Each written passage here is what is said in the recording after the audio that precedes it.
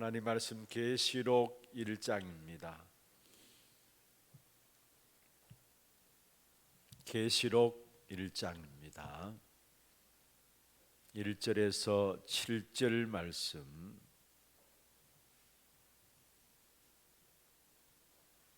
계시록 1장 1절에서 7절 말씀 교독을 하도록 하겠습니다. 예수 그리스도의 계시라. 이는 하나님이 그에게 주사 반드시 속히 일어날 일들을 그 종들에게 보이시려고 그 천사를 그 종 요한에게 보내어 알게 하신 것이라.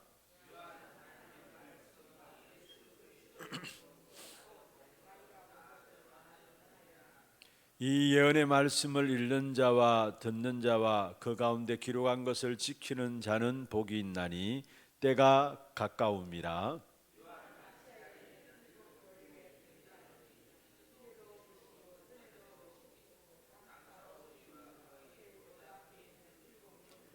또 충성된 증인으로 죽은 자들 가운데서 먼저 나시고 땅의 임금들의 머리가 되신 예수 그리스도로 말미암아 은혜와 평강이 너에게 있기를 원하노라. 우리를 사랑하사 그의 피로 우리 죄에서 우리를 해방하시고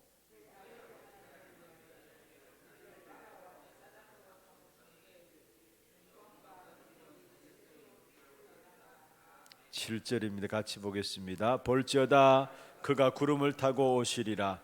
각 사람의 눈이 그를 보겠고 그를 찌른 자들도 볼 것이요 땅에 있는 모든 족속이 그로 말미암아 애곡하리니 그러하리라. 아멘. 불신자들이 만드는 스미스 시대에 지금 우리가 살고 있습니다. 무슨 말이냐면은 지금 과학은 초고속으로 발전하고 있습니다. 어느 정도냐? 인공지능의 로봇이 사람을 대신하는 그런 시대가 왔고요. 또 사람들이 갖고 있는 지식과 기술들, 과학들은 하루가 다르게 빨리 급변하고 있는 것입니다. 그래서 지금 특별히 앞으로 지식의 세계도 그렇고 기술의 세계도 마찬가지입니다. 너무나 빨리 급변해서 앞으로 대학들도 교수분들도 사실 많은 자리를 잇게 될 것을 말씀하고 있습니다. 한마디로 컴퓨터 한번 치면은 그게 모든 정보와 모든 자료들이 다 쏟아지는 그런 시대를 당하였죠.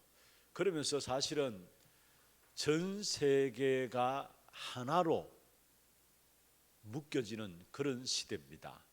이미 우리가 코로나 팬데믹을 통해서도 보여주고 있잖아요. 전 세계가 하나로 되어지는 이런 시대 속에서 또 사실은 이제는 통제를 당하는 그런 시대를 당하고 있습니다. 그래서 통합정부가 세워질 것이다. 이게 그냥 말이 아닙니다. 사실 우리가 몰라서 그렇죠. 우리 개개인의 모든 것들이 다 통제를 이미 다 당하고 있는 것입니다. 이게 바로 불신자들이 만드는 스미스 시대에 살고 있는 우리들의 모습입니다. 그런데 그 속에서 있는 인간과 세상은 어느 정도로 타락하고 무너지느냐, 이미 성경에 구체적으로 말씀을 하고 있습니다. 이사야 60장 2절에 말씀하고 있고요, 디모데후서 3장에 말씀하고 있고요, 계시록 전체를 통해서 말씀하고 있는데 어느 정도로 타락하고 무너지느냐, 흑암이 온 세상을 뒤덮게 될 것이다 말씀하고 있고, 그 속에 인간들은 끊임없이 고통당할 것을 말씀하고 있고, 교회는 무너지고 많은 사람들이 믿음에서 떠날 것이다 라는 사실들을 말씀하고 있습니다. 그게 바로 불신자들이 만드는 스미스 시대에 일어나는 일들입니다. 그러나 또 한편으로는 성경에 우리에게 중요한 약속이 있는데, 그런 시대 속에서 하나님은 하나님의 일을 위해서 반드시 남겨놓은 자가 있다라는 사실입니다. 그게 바로 남은 자의 사상이라 하죠. 그 남은 자가 남는 자가 되고, 남는 자가 남을 자가 되고, 남을 자가 사실 남길 자를 남기게 되는데, 사실은 이사야서의 가장 중요한 핵심들을 든다면은 복음과 함께 그 남은 자의 축복을 말씀하고 있는 것이고요. 또 이사야서뿐만 아니라 계시록에 보면은 곳곳에서 그 남은 자들에 대한 이야기들을 하고 있습니다. 결국은 망할 것 같지만은, 실패할 것 같지만은 그렇지 않다라는 거예요. 결국 남은 자를 통해서 세상을 살리고 치유하고 회복하게 할 것이다 말씀하고 있습니다. 비록 여러분 사단의 역사로 무너지고 사단의 역사로 말미암아 실패하는 것처럼 보인다 할지라도 반드시 남은 자들은 그 속에서도 승리한다라는 사실을 말씀하고 있습니다. 계시록 17장 14절에 보면은 결국 주님께서 만주의 주가 되시고 만왕의 왕이 되셔서 사단의 세력을 꺾으셨다 말씀하고 있고요, 이기셨다 말씀하고 있고요, 그 안에 속한 자들도, 택함 받은 진실함을 입은 그 안에 속한 자들도 반드시 이길 것이다 말씀하고 있습니다. 단순히 이기는 정도가 아닙니다. 계시록 22장 1절에서 6절에 보면은 결국 그들이 모든 만물들을 다스릴 것을 말씀하고 있는 것입니다. 그렇다면은 우리가 이 축복을 누리기 위해서는 세 가지 쏙지 말아야 될 부분들이 있습니다. 그것이 뭐냐면은 대단해 보이고 화려해 보이는 세상의 성공에 쏙지 말아야 합니다. 우선적으로 우리의 눈으로 보기에는 아주 대단해 보입니다. 또 화려해 보입니다. 그게 세상 성공이에요. 그러나 반드시 세상 성공은 여러분 하나님을 떠난 성공 할 수 있습니다. 노아 시대도 그런 성공들이 왔고요. 분명히 시대마다 하나님을 떠난 성공자들 있었습니다. 그러나 그들의 결과는 어땠습니까? 비참하게 망했다라는 사실을 보게 됩니다. 사실 세상 성공 앞에 우리가 부러워하고 합니다만은 그 부러워할 필요 없어요. 대단한 것처럼 보이지만은 아닙니다. 하나님을 떠난 성공은 거짓 성공이요, 반드시 비참하게 망한다라는 사실입니다. 두 번째 속지 말아야 될 부분들이 있다면은 바로 사단이 만들어 놓은 함정과 틀과 올무에 속지 말아야 합니다. 사실 성경에서만 밝히고 있는 것이죠, 사단의 정체에 대해서. 그런데 분명히 지금도 악한 사단은 함정과 틀과 올무를 가지고 우리의 인생을 속이고 인생을 멸망시키고 있다는 사실입니다. 이 악한 사단이 예수님께 와서도 시험을 냈죠. 마태복음 4장에 보면은 결국 의식주의 문제를 가지고 시험을 해왔습니다. 이 돌을 가지고 떡 만들어 먹어라, 먹고 마시는 의식주의 문제를 가지고 시험해왔고요, 또 성전 꼭대기에 세우고 네가 만일 하나님의 아들이거든 뛰어내리라, 자존심을 가지고 공격해왔고요, 그리고 산 꼭대기에 세워가지고 천하만국과 그 영광을 보여주면서 내게 엎드려 절하면 이 모든 것을 네게 주리라. 무슨 말입니까? 성공을 가지고 예수님께 사단이 시험을 걸어왔던 것입니다. 여러분 지금도 악한 사단이 똑같은 방법으로 우리의 인생을 무너뜨리기 위해서 공격해 옵니다. 그래서 사단이 만들어 놓은 이 함정에 빠지지 말아야 되고, 틀에 갇히지 말아야 되고, 올무에 묶이지 말아야 합니다. 세 번째로 속지 말아야 합니다. 어디에 속지 말아야 하느냐? 자신의 한계와 자신의 기준과 자신의 수준에 여러분 속지 말아야 합니다. 우리는 우리 자신의 한계가 있고 우리의 기준이 있어요. 그 속에서 나오는 것이 두려움과 염려들, 걱정들. 사실 어디서 나옵니까? 우리 한계들 속에서 나오는 거예요. 우리의 기준에서 나오는, 우리 수준에서 나오는 것이 두려움과 염려들, 걱정들, 불평들, 의심들, 이게 전부 다 우리 자신이 갖고 있는 한계, 기준, 수준 속에서 나오는 것입니다. 그래서 정말로 속지 말아야 됩니다. 그러면서 우리가 분명히 붙잡아야 될 부분이 있다면 이 싸움에서 완전히 절대적으로 승리할 수 있는 답을 주셨다라는 사실입니다. 그게 뭡니까? 바로 그리스도 언약인 것입니다. 하나님은 그리스도를 통해서 완전하고 절대적인 결론을 우리에게 주셨습니다. 요한복음 19장 30절에 말씀했죠. 다 이루었다. 그리스도를 통해서 하나님이 우리에게 주신 완전하고 절대적인 결론입니다. 다 이루었다. 하나님을 떠남과 그로 말해 사단의 운명 속에 갇힌 모든 부분들, 끊임없이 우리가 지옥 배경소에 살아감으로 말미암아 엄청난 어려운 일들이 계속 일어납니다. 그 모든 것들을 그리스도께서 십자가에서 완전히 다 해결했다는 말입니다. 이걸 우리가 결론으로 붙잡고 있습니다. 그렇다면 중요한 것은 뭐냐? 정말 우리가 그리스도가 지금 나에게 완전하고 충분하고 모든 것이냐라는 문제입니다. 분명히 하나님은 그리스도로 말미암아 우리의 인생의 결론, 그리스도로 말미암아 모든 끝냈는데 지금 우리 자신들은 이 그리스도가 정말 완전하냐, 그리스도가 충분하냐, 그리스도가 모든 것이냐라는 사실입니다. 여러분, 그리스도께서 참 제사장으로 오셔서 우리를 축복의 권한을 바꾸신 거예요. 그게 바로 제사장적인 축복이죠. 그래서 그리스도로 말미암아 우리는 완전한 것입니다. 그리고 그리스도께서 참 왕으로 오셔서 나를 승리자로 만드신 것입니다. 그래서 저와 여러분은 그리스도로 충분한 것입니다. 그리고 그리스도께서 참 선지자로 오셔서 하나님 만나는 길을 열어 놓으신 것입니다. 그래서 그리스도는 모든 것입니다. 이 사실들을 날마다 여러분 삶 속에서 확인해 나가야 하는 것입니다. 그러면서 그게 끝나는 것이 아닙니다. 하나님은 그리스도를 통해서 우리 인생의 완전한 결과까지도 알리셨습니다.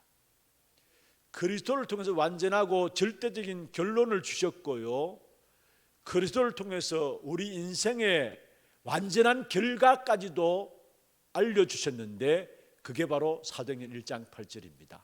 오직 성령이 너희에게 임하시면 너희가 권능을 받고 예루살렘과 온 유대와 사마리아 땅 끝까지 이르러 내 증인이 될 것이다 말씀했습니다.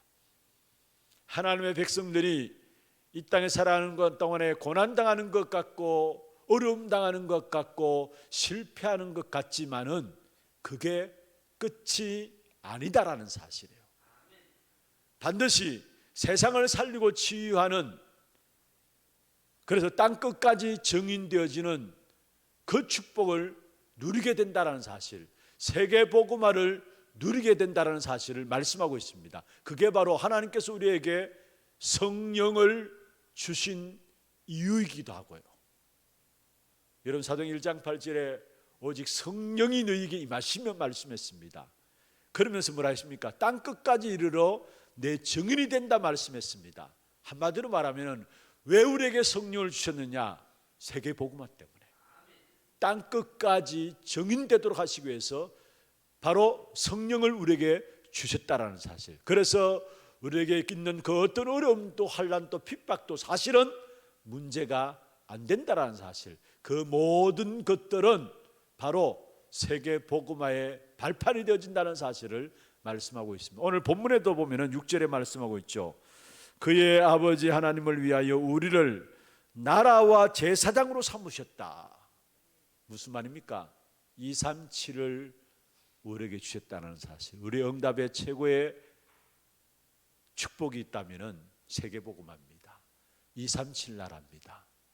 그래서 오늘 본문의 6절에 나라와 제사장으로 삼으셨다. 그 일을 이루신 후에 7절에 보면은 주님께서 오시겠다 말씀했습니다. 7절에 그렇게 말씀하고 있죠. 볼지어다 그가 구름을 타고 오시리라. 각 사람의 눈이 그를 보겠고 그를 찌른 자들도 그를 볼 것이요. 구름을 타고 오시는데 언제 오시느냐?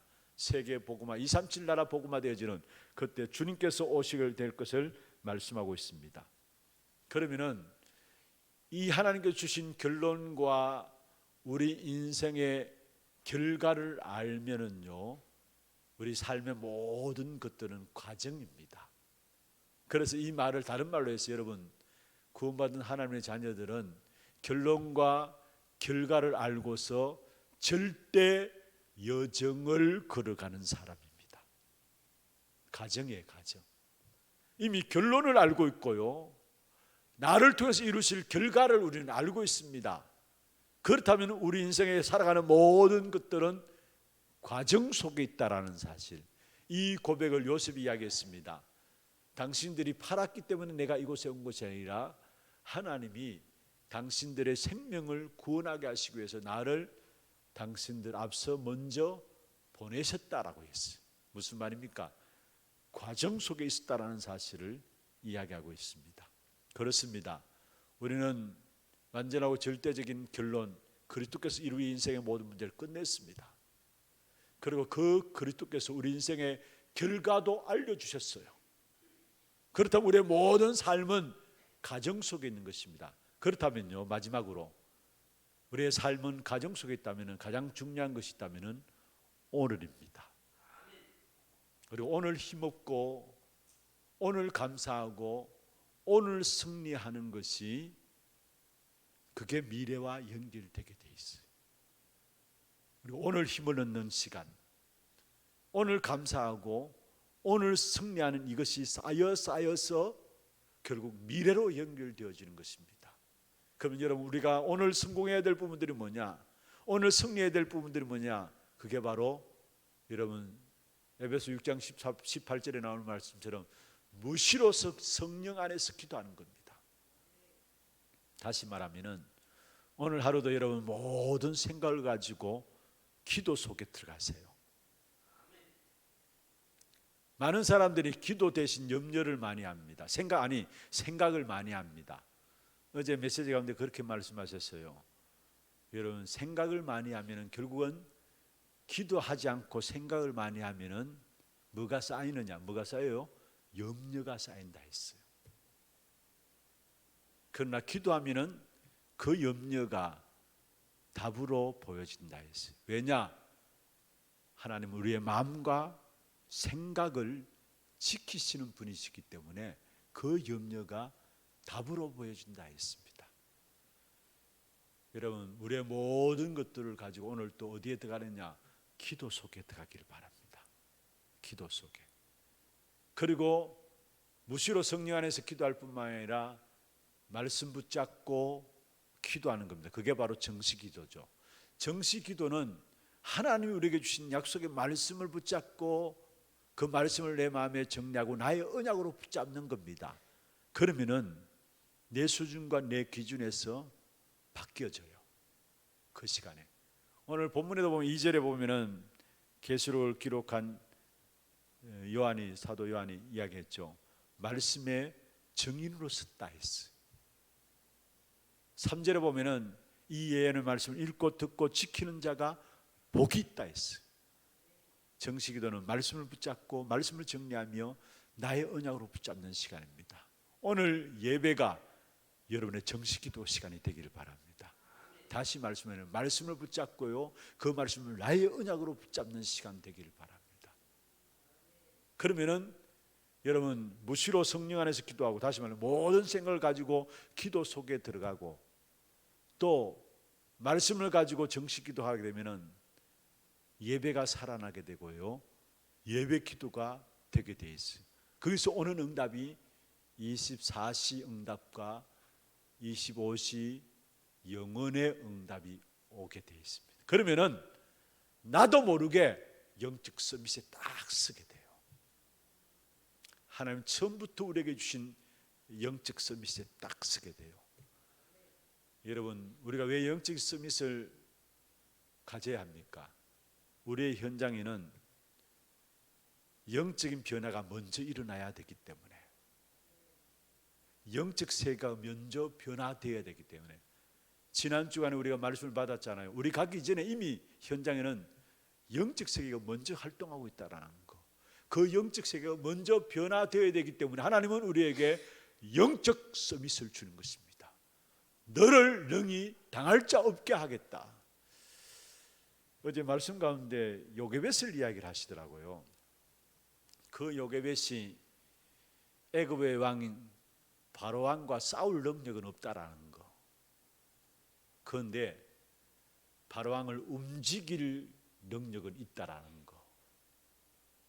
그러면서 하신 말씀이 흑암 꺾는 기도를 가지고 있기 때문에, 저와 여러분이 흑암 꺾는 기도, 그 권세를 가지고 있기 때문에 그렇습니다. 애굽의 왕인 바로왕을 움직일 수 있는 힘이 있는 겁니다. 이게 영적인 힘이에요. 여러분 가정의 문제들 상관없어요. 여러분 자녀의 문제들 상관없어요. 하나님 우리에게 흑암 꺾는 권세를 주었어요.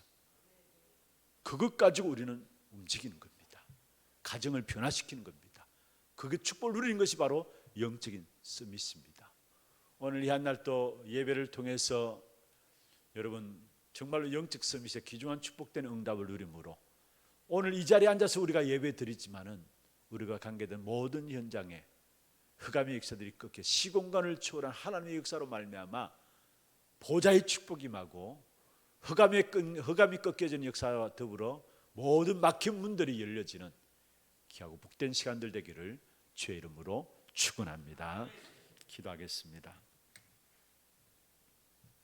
하나님께서 우리에게 주신 영적 세계를 변화시키는 것, 이 영적 서밋의 힘을 오늘 예배를 통해서 회복하게 하여 주옵소서. 불신자들이 만드는 서밋 시대 속에서 우리가 영적 싸움이 일어나야 되는데 그 영적 세계를 변화시키는 그 힘, 영적 서밋을 회복하는 오늘의 예배가 되게 하시고 모든 성도들이 영적 서밋에 있어서 모든 현장의 흐름들을 바꿔 나갈 수 있는 일에 쓰임받게 역사하여 주옵소서. 여러분 예수 기도하시고 교회 주신 기도 제목들과 우리의 모든 선교지와 특별히 이 일에 앞세우신 우리 모든 교육자들, 우리 중직자분들 위해서 기도해 주시고 또 진행되는 모든 훈련들 위해서 기도해 주시고 또 교회 안에 영적으로 정신적으로 육신적으로 연약한 가운데 있는 자들을 성령 충만한 가운데 정인들로 세워줄 수 있도록 기도해 주시고 여러분 개인과 가정의 기도 제목들을 가지고 힘 주시는 대로 기도하시다가 자유롭게 돌아가시기를 바랍니다. 함께 기도하겠습니다.